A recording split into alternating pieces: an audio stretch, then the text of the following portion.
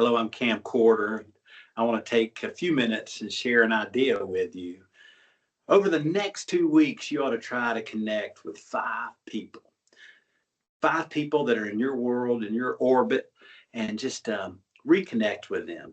The first person you should connect with is a close friend, somebody's tight with you, a good mentor that knows you, and just go have coffee with them and have good conversation and talk about really what keeps you up at night. Don't just don't just shoot the bull with them. Really get some input, maybe even some critical feedback from them. Don't push back on the feedback. Let that mentor be a mentor to you. That's just a topic for another day too, is pushing back on feedback. The second person you should reach out to is really a good person of influence. In our YMCA world, that could be a board member, that could be another volunteer, that could just be a senior leader in your organization. But reach out to somebody that's got a lot of influence.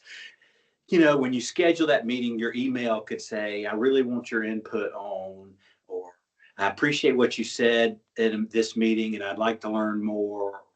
I'm impressed with what your work is in this, and I would like to do something similar. But, set the table in an email to schedule that 30-minute time with a really a good person of influence.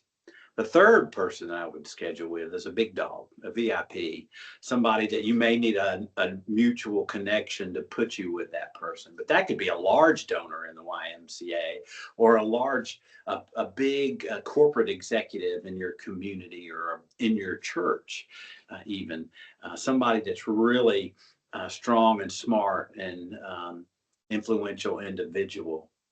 Go in there with two or three ready questions, be sensitive to their time, ask those questions, but listen. If that person's successful, I bet they're skilled at asking you questions and getting you to talk. But really, your time should be, hey, I want to learn about you and I want to get better on my side.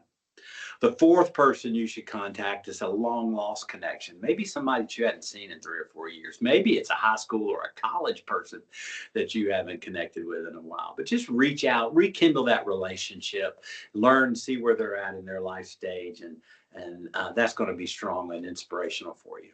The fifth person that you should reach out to is maybe look at, has somebody left your organization in the last 12 months? That could be a person that has quit, retired, maybe even was terminated. And reach out to that person and just see how that transition's going. This may be a great time for you to be that person's mentor.